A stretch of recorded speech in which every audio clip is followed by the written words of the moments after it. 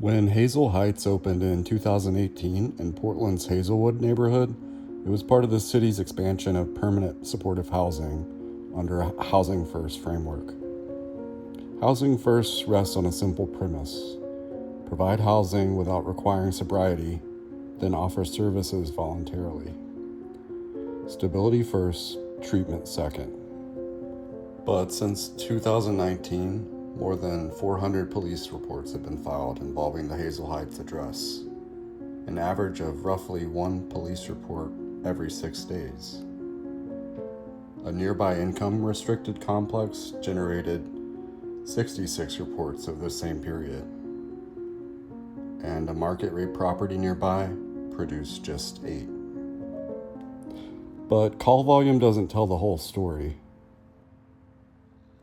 Supportive housing often serves vulnerable populations and can generate higher service rates.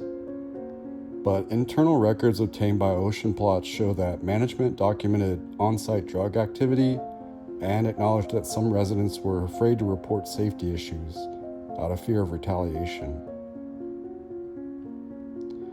For one disabled mother raising a teenage daughter inside Hazel Heights, the policy debate about housing isn't abstract. She says the building meant to stabilize her family became a place of repeated violence, unresolved police responses, and constant vigilance.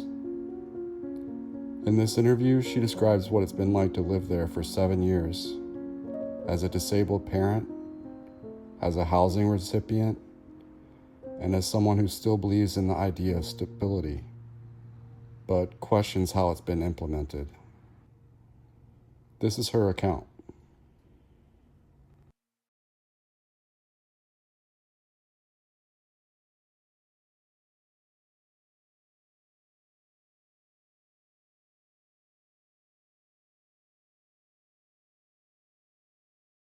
Let's just dig into it.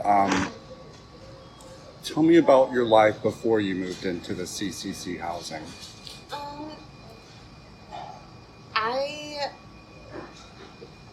Home life obviously was crazy. Everybody's family was crazy in the 90s. Mm-hmm. Parents were divorced, horrible divorce. My dad kidnapped us and took us to Mexico. Oh, wow. How old were you? 8. And he forged court documents. But his sister was the sheriff of Clackamas County, so that got swept under the rug. And my dad had custody. He eventually got custody of his kids, and so I was raised by my dad. I see. So, I know you became homeless later in life. Yes. Tell me about in between there. What was your life like? I've been working since I was 13. I used to work at a hair salon downtown Portland called J. Hope and Company. Got it. And so cleaning and laundry and answering phones, making appointments, things like that. I did move in with my mom at 13, almost 14, and she was broke, poor, and so I bought my school clothes, I bought my sister's school clothes, and then I started paying rent at 14, and by the time I was 18, I moved out. Because if I'm going to pay rent, we don't have no rules. Right. Get your own place. Yeah. So you lived on your own after that? Yep. And I started dating the boy down the street at 17. And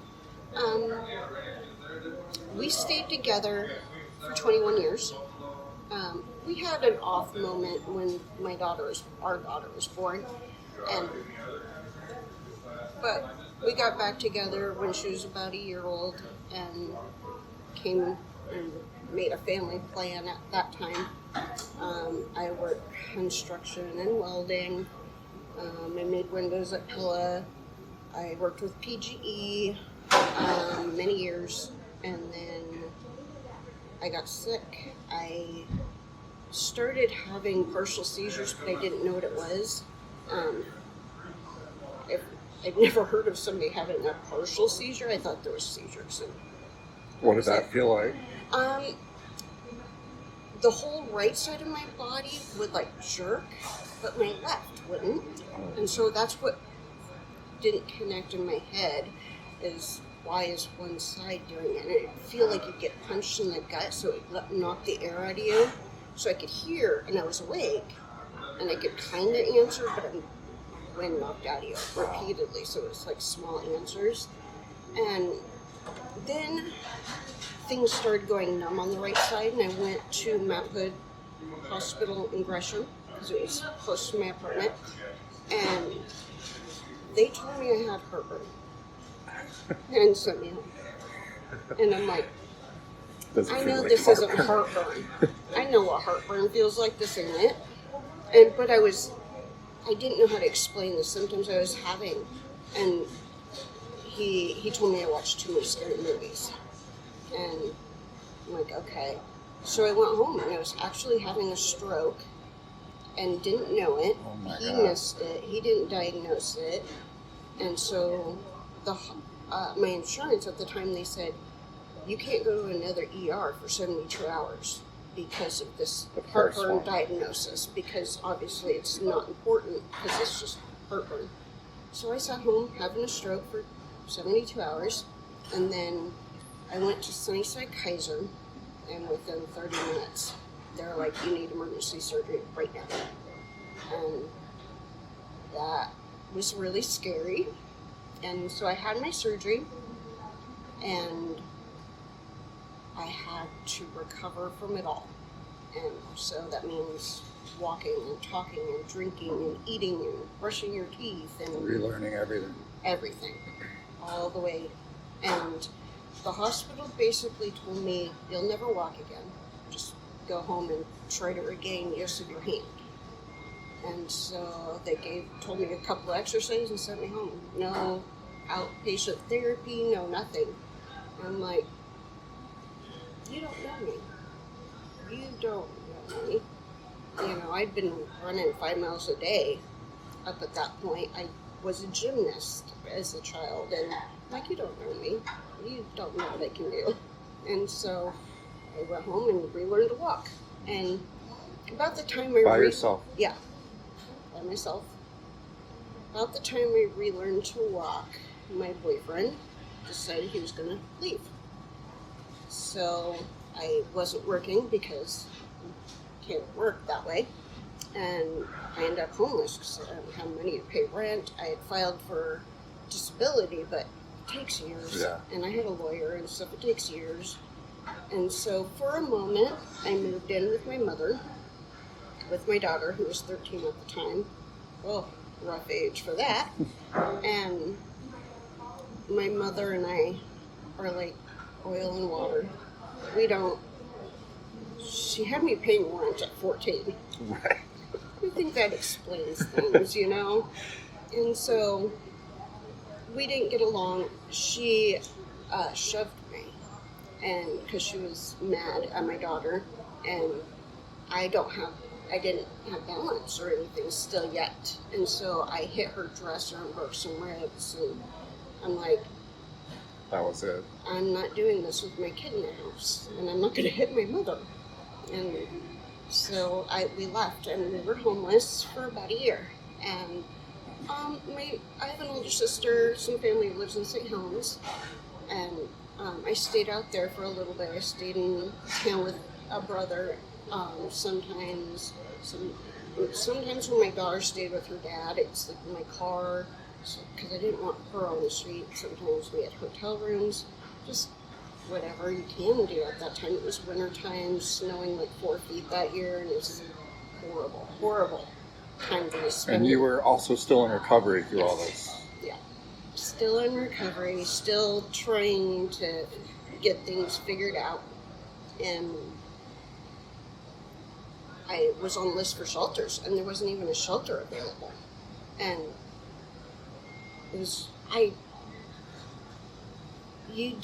nobody gives you a handbook when you become disabled and say, okay, here's things that will help you.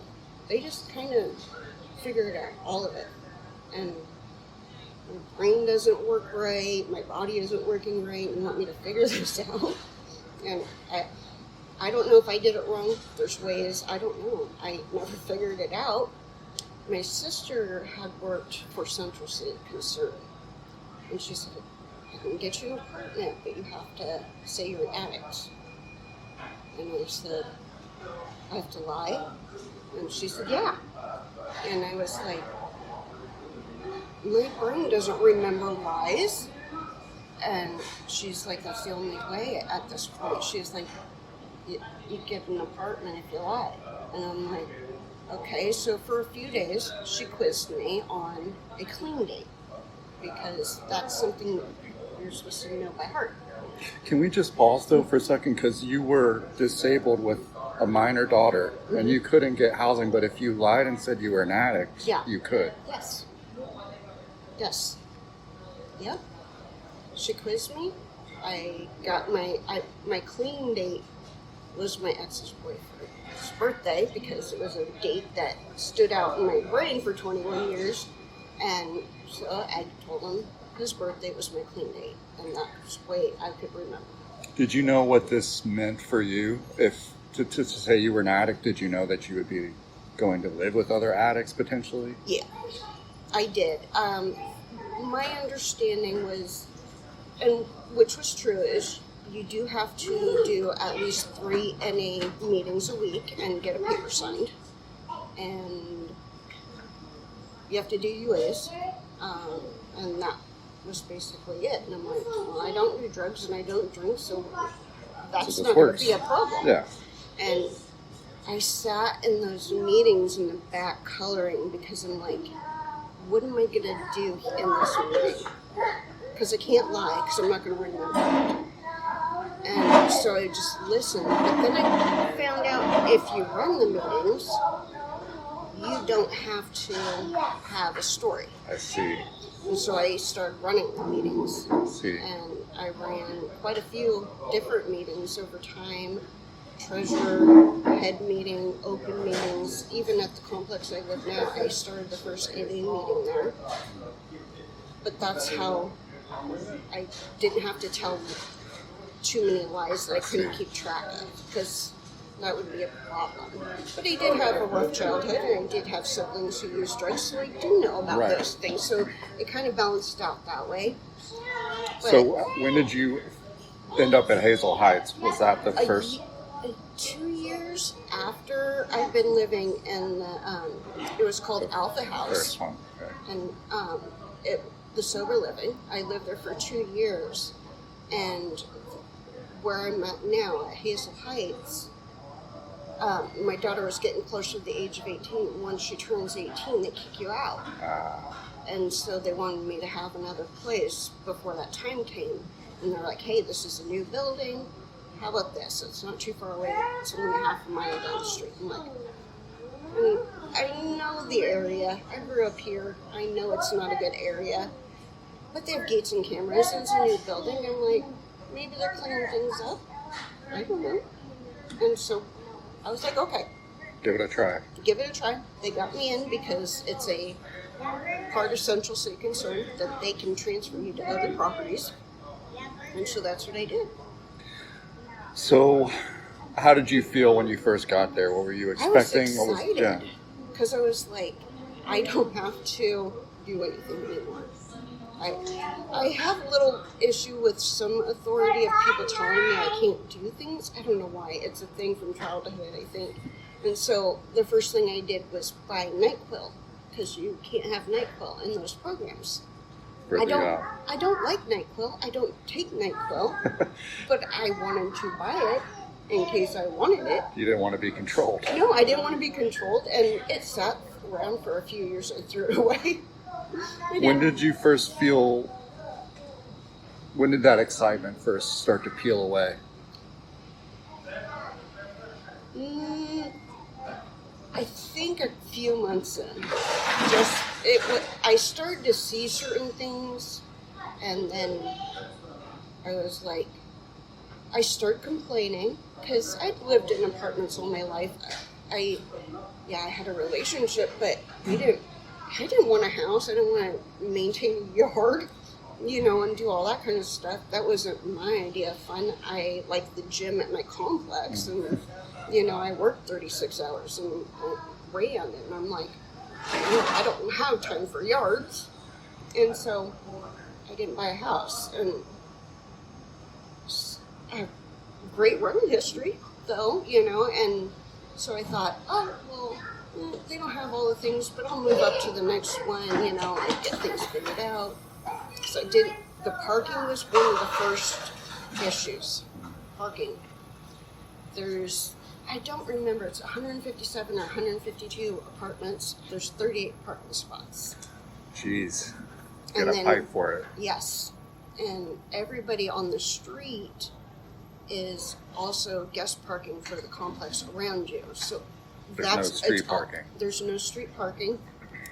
People have cars that are broken down, they don't move, and then you can't park. And I thought, when I had to walk about a mile to get home, I was like, this is crazy. And I was still trying to, like, I'm walking, but walking still hasn't quite gotten me. I'm not the energy. It's like not what you want to be doing right now. I'm like, and it's dark and sometimes, and there's sketchy people, and I have a daughter. And, well, speaking of sketchy, when did you first feel unsafe? Not just like... Pretty right off the bat, my neighbor, his name was Charles. We called him Drunk Guy. He was always drunk. He started using meth and going into psychosis, and then dragged his couch out and put it in front of my front door and told me my daughter was going to kill us for hours in the middle of the night, every night. And I was like, this is a problem. And he lived right by you? Right next door. We shared a wall. And I'm like, okay. There were just little, when you're around sketchy people, they're looking at you, they're watching you, like, to see if you're watching them. Everybody's watching each other, they're selling drugs, and you see it all. And I tried to shelter my daughter from all the crazy stuff, but it was hard. We walked out, she was working, and I went to take her to work, and she found a bag of meth on the ground, and it was a bigger bag, but it had 15 little bags in it. And she was so naive that I had read, and I was like, oh, this is bad. She was so naive, she didn't know what it was. She was like, what is this? And I'm like, no, wash your hands. And I had her run in, wash her hands, come back out. We went to her work, and I had the drugs on me. And I'm like, oh, if I get pulled over, this is going to be really bad. And I go through, I live in a bad neighborhood. So I stopped at the Gresham police station, and I dropped off this bag of drugs. And he was like, he looked at me like I was crazy. And I'm like, well, I didn't want a kid or a dog to get it. Right. And I was like, I don't know what to do with it. And so he was like, okay, thanks. And that was it. And I was like, okay. And another time, found heroin. And I took that to the office. Nobody cared. It seemed like nobody looked at it like, hey, we need to look into this situation. I was like, okay, that's odd. Take us back to those first few months where you didn't have a pattern yet. Things were just sort of happening. Yeah. Did you start to think, oh, this is really bad? Like I'm into something that's getting progressively worse, or the first shooting, the first big shooting, my daughter and I she was in her room and I was in my room, and our windows faced different directions, and so the sounds that we heard sounded different, and I was like, what was that? And she's like, that's gunshots. And I was like, how do you know? She's like, I just know. And she was right. It was about 30 rounds that went into the building and the car and everything out front, and the little girl's room, and the gray car that you took pictures of. Yes, the gray car. And As soon as I walked out and I saw that gray car, I knew exactly what had happened. And there had been a guy sitting in that car selling drugs for weeks. Just sitting in there all night. And somebody took a hit on him. Yeah, he happened, I guess he went inside to go to the bathroom, and it happened when he was not in the car. Thank goodness, because he didn't get hurt either. Right. But it was so scary, and I'm like, that's, 100 feet from my door? And I was like, okay. And then there was another shooting in the parking lot as well. And then it became on the news. And that's when you were thinking, like, this is bigger than This is bad. These are big shootings. These aren't like a shot here and a shot there. These are like unloading a whole clip out here. And so let's talk about a few of these incidents, because I did sort of go through some public records to verify this stuff. So March 2020, there was someone that assaulted your car and then tried to assault your minor daughter. Can you tell us a bit about that one? So for that one, March 2020, I believe that was the date. I may be wrong. Correct me if I'm wrong. I'm trying to, there's so many situations. I'm like, that one was, okay. I had a different parking spot at that time, and there was a guy, I believe he was either, they were doing some sort of transfer with a minor child, a little baby. And in some ways it was funny, in some ways it's not. I think her issue, though, was postpartum. This baby was very small, like newborn. And her baby was crying, and she didn't have anywhere to park, and she wanted my parking spot, but mine was reserved, and that made her mad. And she was screaming at me and my daughter, and at first I was going to allow her to park there, but then she started calling me names. I'm like, no. Right. I'm not making your life easier because you're mean. And my daughter said something about her acting like a hyena. And she tried to kick the window out. Of your car? Of my car. She kicked the door and left a big old dent where the door handle is, but she missed the window, probably because postpartum. And that was the first thing. Her boyfriend was right there. She was right there. I called the police. Nobody cared. Nobody called. Nobody did anything. Nothing happened. The complex didn't do anything. And he lived there. So she was going to be a regular at the complex with this child exchange thing. And what she didn't know, she kept parking outside my window. Because people don't know exactly sometimes which apartment I'm in, but I can see everything. And the next week she came around, she had bullet holes in her car. And I did get a picture of that, and they weren't there when she kicked my car. And I'm like, what is this woman doing to have bullet holes in her car? Right, with a baby. Yeah, and a baby. And so I called the police back, and I'm like, I don't know who has the report. I reported her. And I was like, but she has this baby, and she has bullet holes in her car. And nobody contacted me back. And it bothered me.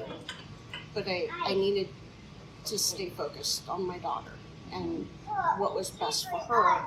And I'm just trying to find a way out at that point. At that moment, with that, the shooting, the neighbor with the couch in front of my door. Let's talk about that. That was a few months later. Mm-hmm. I think this was the guy that was on meth and was saying... He was the drunk meth. Yeah, he was in psychosis. While your daughter was doing homeschool.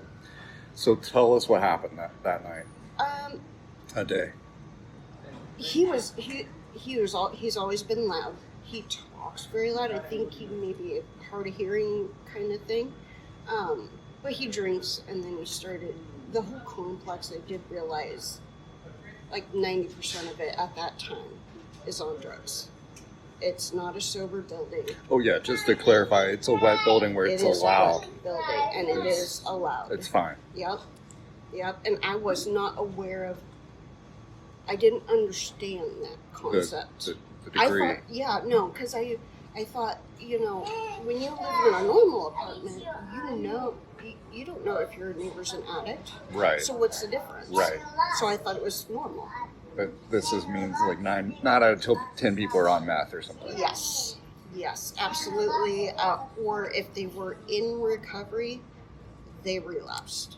There's like, out of the time I've been there, I think one person has not relapsed. All of them. All of them have. So this guy... They hit hard and they lose their kids. And it's really, it's so sad. So your daughter is on her computer on Zoom, I assume, or something with the school, and they can hear him yelling through the walls. Yes. And they thought that something was happening in your apartment. Yeah, they thought he lived in our apartment because he was screaming, "I'm going to kill you, I'm going to kill you, I'm going to kick your ass, I'm going to..." He was just always screaming randomly like that, but he'd also bang on the walls, and I think he was hitting it with a bat or a hammer, something metal, and I know he had so many holes in his walls, like the whole thing had to be replaced after he got kicked out.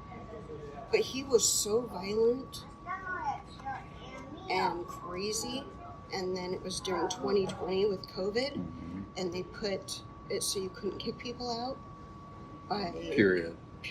There was this, at least city law, or county, I'm not sure which, it was Portland or Multnomah, that you couldn't evict people at all. There was no eviction. And so this is what they told me. They couldn't kick him out because there's no kick out. And I'm like, but he's violent and he's crazy. And they're like, "I'm sorry." And I was like, I have to live like, and they just kept saying, "I'm sorry you're going through that." That's all they kept telling me. "I'm sorry you're going through that." What did the school do? Because they must have thought... They called CPS.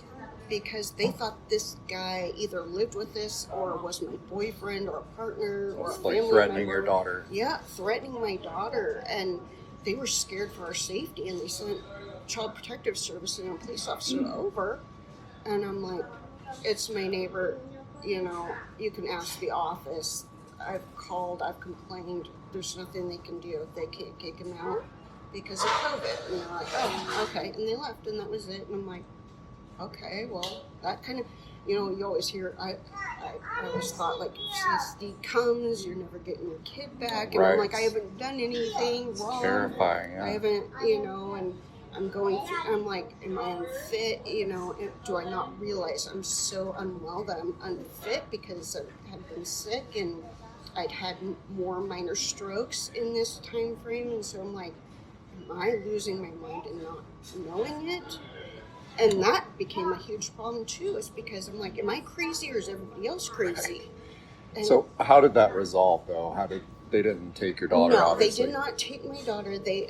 Our house is clean, my daughter is cared for, we have plenty of food, they saw that, she has a phone, and then... Did the CPS note that it was the neighbor? And yes, and my cousin, who used to be a police officer, worked at the school. And so he was like, he was like, it's the neighbor. He's like, "Don't worry, we're keeping an eye on things." And so I got out of it because of a family member. So this was also 2020, I believe. So this was around, I think, when they hired a security firm. Oh, that was because of the shootings, like 2 or 3 in 1 week. What happened with that security firm? That was Pinkerton. They were armed guards. They had vests and guns, and some of them were horrible. They'd sleep in their car, they weren't paying attention, they'd go off for a lunch break and not come back for 3 hours. There was one guy there, his name was Sam. So sweet. My daughter, she's a teenager at that point, it's summer, and going into the winter, and she's with friends, and he'd always walk her to my front door. to make sure she got in okay. I never, because he saw me going out to get her from the car every time she got home. It was that bad that I had to go physically get her from the car and walk her in. The 20 feet. Yes. Yes, it was that bad. There was people that lived in the complex that would scream at her over things she didn't do, but they have a clique. The addicts have a clique. And you're not in it. And I'm not in it. So when, I guess overall you would say Pinkerton was positive? Sam from Pinkerton was positive, yes. What happened to them? Did they eventually... Not in the budget. They cut it. What year was that? Same year. So it only lasted a few months? Yep. But there was no crime. Right. Like maybe continue that. Yeah, I tried. So 2020, COVID was hard for everybody. Oh, yeah. But did you notice that the issues stopped have- after the COVID era? No, it continued. One thing people don't realize about COVID and addicts and the situation, there were loans that people were getting, like those PPE loans or PEE loans or whatever. All, not me, but other people in the complex all said they had a business. They did not. They exploited it. They got that money and then went hog wild on the drugs. It was insane. That's wild. It was so insane. So that was probably the peak insanity. Oh, yeah. It was so bad. So bad. I got a doorbell camera at that time, too, because my neighbor had been kicking my door, and I didn't have any videos. My complex wouldn't share those videos with me, and so it was like almost my word against everybody else's. And I'm like, I need proof of this of my own, for my own records. I was taking notes, like handwritten notes in my phone, but I'm like, I need record, because there's too many things happening. I can't keep track of the dates, the times, the situations. And so that's when I also started keeping track of all of it. So bring us to today. When you and I started talking, there was another homicide at the apartment At in the complex. December, I think. Yep. And I think it was last year that you got a gun pointed at you, or was that? Yeah. Tell us about those, if you don't mind. Some of these stories, they're hard to understand because it's hard to understand crazy talk when things don't make sense. So I'll tell you, but I don't understand it. I had my parking spot, ADA parking spot. I had to get documentation from my doctor to get this spot because it's under the American Disabilities Act. Mm-hmm. And so I do get my own parking spot in the complex. In getting that paperwork, let me tell you, they get paperwork from my doctor, and the office workers went and told everybody about my medical conditions, and then they posted it on Facebook. That was super nice. Which is not legal, of course. Well, apparently it's not part of HIPAA because they aren't held to the HIPAA law. Only doctors' offices are. So once the doctor released my paperwork to them for the parking spot, it's apparently no longer a violation. Which I didn't tell people. I don't want people. I know they prey on the weak, and so You didn't want to disclose that at all. No, I didn't want nobody to know. So how did that tie to the guy with the gun, though? The parking spot. Somebody was in my parking spot. It was late, and I had to call. My complex doesn't have people towed. I have to do that. So I have to. When the tow truck gets there, I have to show them my ID and my paperwork saying the spot's And if mine. you need to park or something, it's just like you got to wait an hour or two to get 4 hours. 4 hours. Mm-hmm. Okay. One time I had to do it twice in 8 hours. When I went to go get my car to bring it, it was somebody already in it.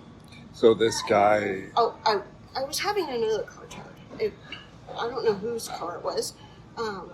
But he comes running out when the tow truck driver is hooking up this car with his gun, threatening me and the tow truck driver that if I ever touch his car, he's going to shoot me. And I was like, but that's not your car. And he goes, no. And he's like, but I just want you to know if you touch my car, Wow. I will shoot you. And I was like, are you crazy? And he pulls a gun out and points it to my head. And I'm like, you have no idea. And it's like, you know what? There's metal in there. Let it backfire on you. You know, what are you going to do? Like, but then my daughter's screaming in the background. And The tow truck guys. The tow truck guy was really cool. I think he was armed too. But he wasn't going to cross that line with his job. Did you report it to the police? My daughter's boyfriend called the police when the guy was standing with the gun to my head. And they didn't come. They didn't call. They didn't do anything. So we've talked about 4 or 5 incidents right there. Yeah. Let's talk about how the police respond and how CCC responds. First with CCC. They don't. Of course, you do document this stuff. Oh, yes. I've seen your documentation, and you report it to management. What happens? Where does it go? It depends. We get a new worker every 6 months or so. So you're always starting from the beginning each time because they don't know what is going on. They're not keeping notes. No, nobody's keeping notes. There's no notes. I have found out that the paperwork, the written paperwork they want you to fill out for incident reports, they throw them away. They don't keep them because they wanted my notes. When they had my neighbor that was drunk all the time, put the couch in front of my door and stuff, screaming and yelling, when it was time for him to get evicted because he was swinging a baseball bat in the courtyard and threatening people out there, and he hadn't paid his rent and all this stuff. When it came for him to be evicted, they used me and my notes and they gave me a subpoena for his court hearing. Just put a target on your back. Yes, and it was also at that point I found out they're not going to protect me if anything happens. They don't care. And so I have to be very careful about the things I complain and who I tell them to, because they'll tell people, and there is definitely retaliation in there. And to be clear, that's why you're not comfortable going on camera or sharing your name in this interview. With another situation, I have a target on my back right now, and the girl and her boyfriend are very violent. They're drug dealers, and I have a daughter and a grandbaby who live with me. I can't. So how about the police? What does that look like?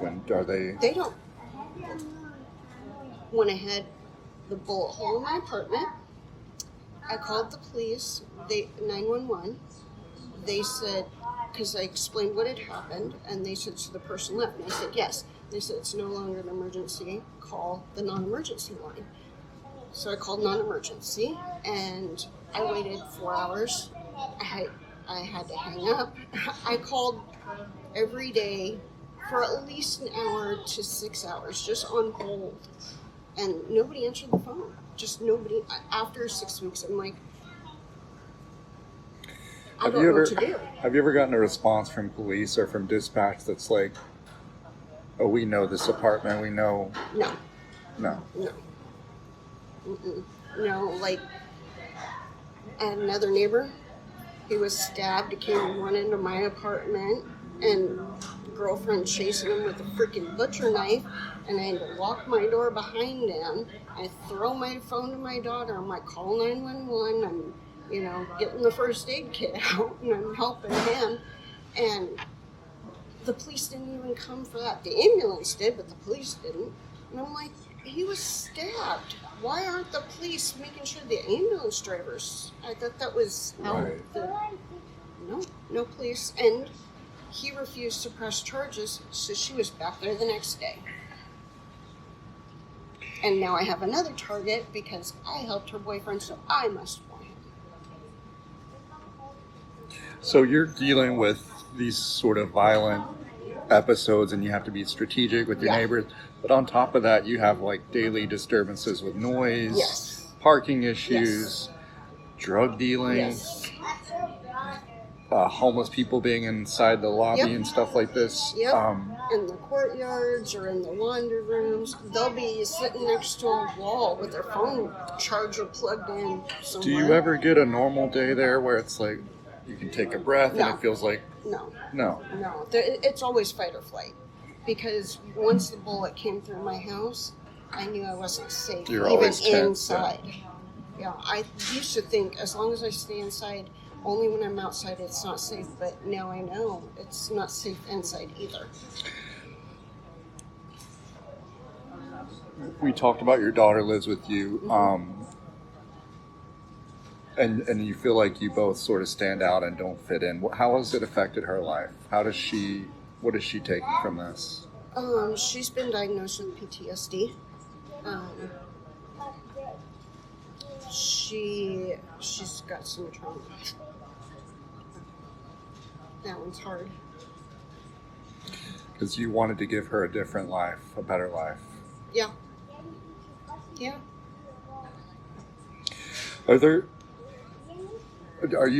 You mentioned fight or flight. Are you taking precautions when you go in and out, or is there dangers you're aware of? Yeah, I have. It was funny. It used to be I'd listen to police scanner, and I'd know what was going on around my neighborhood because my daughters walked into the middle of a police shooting on our street once, walking the dog, all these things. I'm so shocked that I all of it. It's still shocking.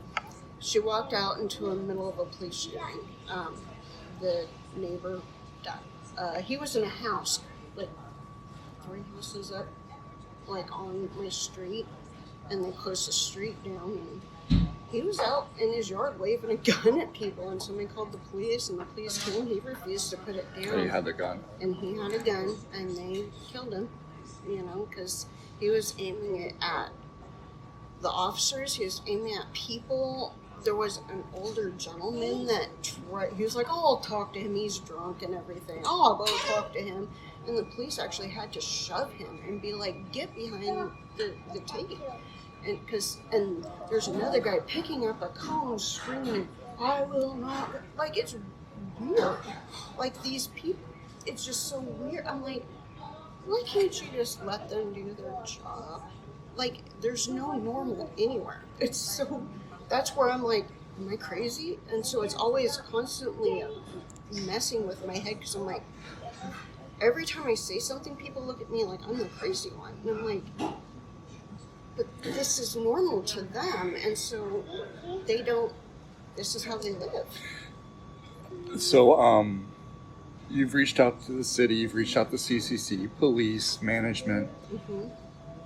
You've reached out to journalists. County, I have talked to Christine Dryzan. I have been to roundtable meetings with her there. Tell me about how that feels. Am I crazy? Am I the crazy one? You feel almost so isolated. No one's getting the story. Nobody cares. Really, it's if you go to a council meeting and you have something negative to say, they don't call on you. You have to basically do the email part where you just write your statement and hope that actually someone read it. Because I have done so many of those meetings. They won't call on you. They will skip you. If they know... Because you're critical. Yes. And you don't get responses most of the time. If you do, it's usually one of those ones, generic ones they send out to everybody. So it doesn't matter. Nobody's done anything. I'm always hoping when I'm telling somebody parts of these stories that somebody will say, "Have you tried this?" And it's something I actually haven't tried. A solution, yeah. Yeah, or is there a program I haven't heard of? Is there a situation that I don't know about? Because a lot of those resources are kept so quiet. That you need to know somebody. You need to know somebody to get into something. When to go back to this caring part, no one cares. What would be the ideal solution? I know you're not a city planner. Portland protests all the time. Yes. We protest immigration, police, et cetera, et cetera. Do you ever feel like, where's the concern here? Like, you know, there's so much going on, I think, in so many different directions that they're upsetting so many different people from so many different. There's always something, and so nobody gets together about one thing to make it a bigger group. So you got 10 people here, 10 people here. You know, we want our hunting laws, and we don't want higher gas prices, and you know, we've got the ice building and the protests there, and you know, everybody's in different directions. Nobody can come together, and then to make somebody care about something that doesn't directly affect them is hard. But on the other hand, you know, wars are happening in other countries. Yes. You walk out, Portland has the highest homelessness Yes. rate in the country. Yeah, and they don't even have all the numbers. Everything with a number attached, they don't have the numbers. Like, I know the crime rate in my area of Hazelwood, people don't call the police anymore. Because they know. And drug addicts don't call the police on each other. They have a different way of handling things. It's not the police. The only person calling the police is me. So we talked about this a bit earlier. Like, it's very hard to, I mean, you can say it's a really bad place, but it's also your place. Yeah. It's what you have. Like, Yeah. Do you have any hope of transferring, or have you made any efforts? Oh, yeah. What's that look like? Any resource waiting list that I can put my name on, I'm on it. I've been on it since 2019. So those are year-long, multi-years Yes. waiting lists. And that's also one of the things is I don't get Section 8. So I can't just transfer properties Right. like Section 8 people can. I am subsidized, and each complex has maybe 2 apartments that are subsidized in my category. And people are not going to give those up. They're not giving them up because there's nowhere to go. There's no extra step. And so you just sit on a waiting list and cross your fingers and hopes that something frees up somewhere. But I also have to be closer to my doctor's offices and stuff too, because my doctor knows I don't want to go to a hospital and do things. So if I've got a horrible headache and I'm dehydrated, just go in and he gives me an IV and turns the lights off and leaves me in a room for a few hours, you know, and it saves me so much time. And I have medical PTSD at this point too, and so that's as far as I try to go unless absolutely necessary. So I just want to be as close to that area, which is Gresham, as possible. What do you want people to know? Like, if you could reach out and shake somebody and say, you know, are you not aware? Like, what should people know? The people think, number one, when somebody is asking for resources and you say just call 211, that does not work. Half the numbers they give you don't work. They're not updated, they're disconnected, no longer in service, and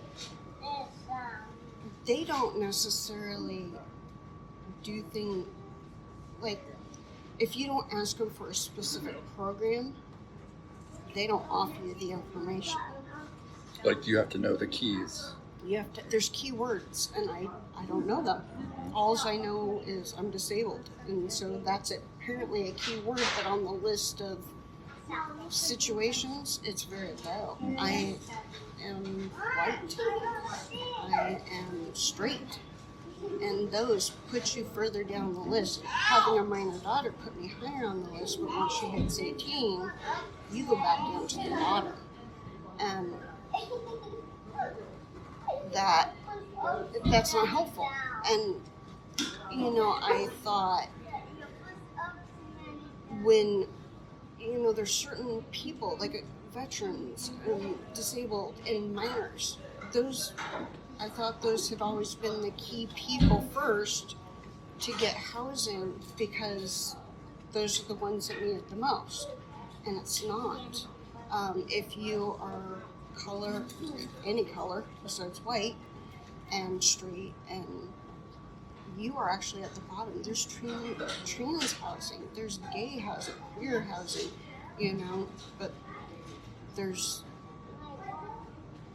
as from what I can find, there's not like a disabled housing where you can have a child. Mm-hmm. There isn't, or what they say is family housing. Why are they housing sex offenders where children right. aren't? The things are so wrong. So backwards. That people have no idea. And there's people that, there's maybe like out of 150 apartments, there might be 2 people in that whole complex that are just screaming on the inside saying, pay attention, look over here, fix this situation. Don't give them any more money. They're giving the taxpayers' money to addicts who are burning down apartments, and there's a child next door, or blowing fentanyl smoke in the vents, and you have to live next to them. Or do you think this is good intention but like confused, or is this like, why are we doing this? It's the money, I think, because addict housing is way more money. And there's than turnover disabled. Or a veteran, or there's so many more, and they're not required to stay clean. So your daughter is no longer minor. She's a young woman now. What do you hope for her future? I know she's going to have some trauma for this, but where do you hope she goes from here? I'm not really sure. I just want her to be happy, and I think she'll get there. She kind of runs her life a lot like I did when I was her age, and I was a little bit of a late figure it out thing, but once I had my daughter, it was like, click, oh, I have to be responsible, and I have to, make sure she doesn't get hurt in all those weird, scary ways, and now she has to do it for hers, and she's trying to figure it out, and right now, her figuring it out is she doesn't want to leave the house. Mm-hmm. She wants to be with you. Yeah, she just wants to stay inside. She still has the concept of inside is safe. Mm-hmm. And I'm not doing all the outside things, trying to keep the outside safe to keep the inside safe. If you had a magic wand and you could wave it over that complex, what would safety look like there? What would you change? If I could change it, I would make it a place for kids. Make it actually secure. And have playgrounds and sprinklers for kids in the courtyard. And they have a whole area they could ride bikes in there. There's nowhere for them to ride a bike right now that is allowed. Complex rules, they can't ride bikes on the property. Well, on the sidewalk is not safe. Cars are driving on the sidewalks where I live. So, these kids, they try to do it in the parking lot sometimes, and they fall and scratch your car. So, something safe for kids, something oriented for single parents, because I think they should come first. Kids should come first in everything. And, you can be a murderer and work for Central City Concern, and there is murderers who work for Central City Concern. How many people have died in that complex since you've been there? I don't even know, because the office won't talk about it with you. And so if you don't see it with your own eyes, or somebody draws your attention to it, you won't know what happened there. You have to see it or hear it and come out and look. Last question for you. You reached out to me. Mm-hmm. It feels like you still have hope. I do. Why? How? Kind of a half full kind of person, half full. Because I think if people knew, and the good people, the ones that care, the ones I think if people knew, they they would be more outraged of where their money is going and who they're actually supporting versus who is not being supported. And so I think it could work out. I think it could. And if not, maybe I'll make my own. Maybe I'll figure it out. A little nonprofit complex for children, Yes. small, little picnics on Fridays or something with all the families. Families over addicts. Yeah, all the little families and, daycare at the complex even where parents don't have to drag their kid across the city at 4 in the morning while they go to work or something. They can just drop them off at the little complex one, and I think there's a lot of things that could be good. Thank you so much for telling us your story. I really appreciate it. Thank you.